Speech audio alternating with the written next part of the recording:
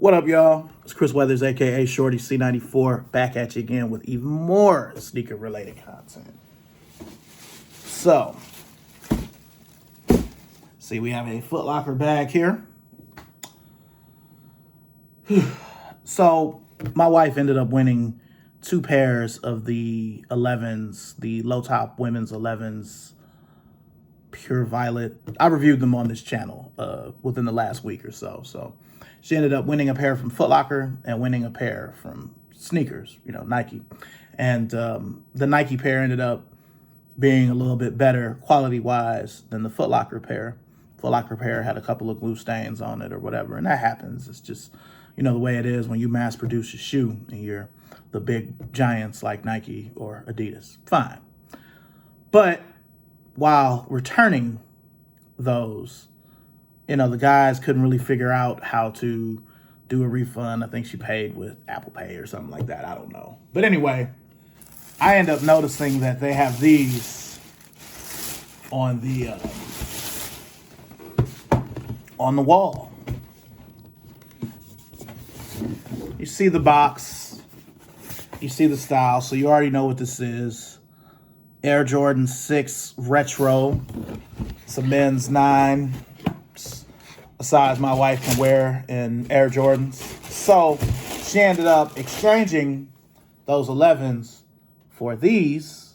And, I think the difference was $10. So this is the Air Jordan 6 Midnight Navy. It originally came out in the year 2000. But, before we even get into the shoe, your box comes with the speckled paper. And it's got gray and midnight navy speckles on it. But yeah, this is a beautiful shoe. I actually have a pair of these coming still. I'm waiting on my pair to come from Unedited.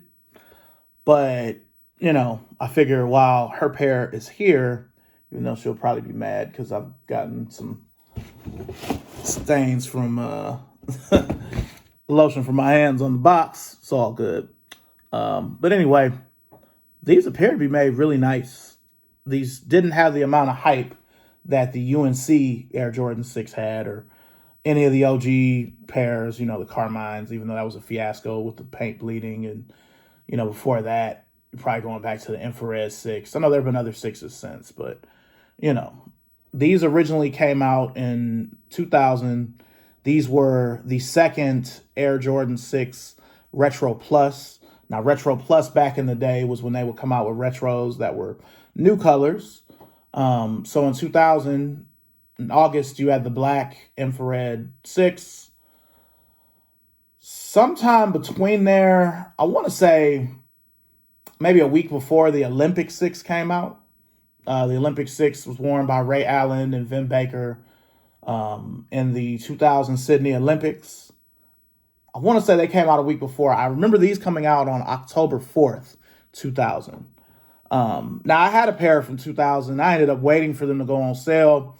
Foot Locker, Randall Park Mall. Ended up getting my pair for $89.99 some months later. Probably like January 01 or something like that, because even though blue Jordans are a thing now, they weren't really as big of a thing back then. The blue Jordan always took a back seat to the black and red, and in many cases, the white, black, and red pair too. But, these are pretty close to how I remember my pair being. I did wear these a lot more than the infrared 6 back then because I wanted to preserve the infrareds because those were the shoe that got me into sneakers back in 4th grade, 1991, Strathavon, Fernway School. Shout out to mom and dad for that purchase. Old school Foot Locker, Tower City. Anyway, so yeah, these were a must-have for me just because I wore these a lot from 2000, probably when I feel like I stopped wearing them a lot. It was probably like maybe 03 or 04. But they were my go-to white and navy option for years.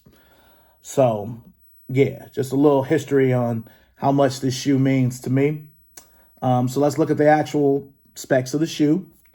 So you've got your standard Air Jordan 6 bottom, with your translucentness and the giant Jumpman in the middle.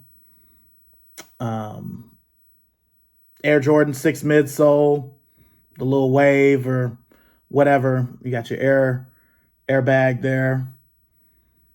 And then you get to the upper. This looks to be actual leather, looking at those creases. I like those creases in the leather.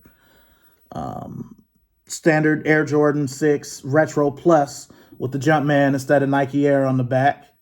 Jumpman Air. You've got your lace pocket right here. You've got the lace lock. You've got the Air Jordan 6 spoiler and the classic tongue with the 2 holes in the middle.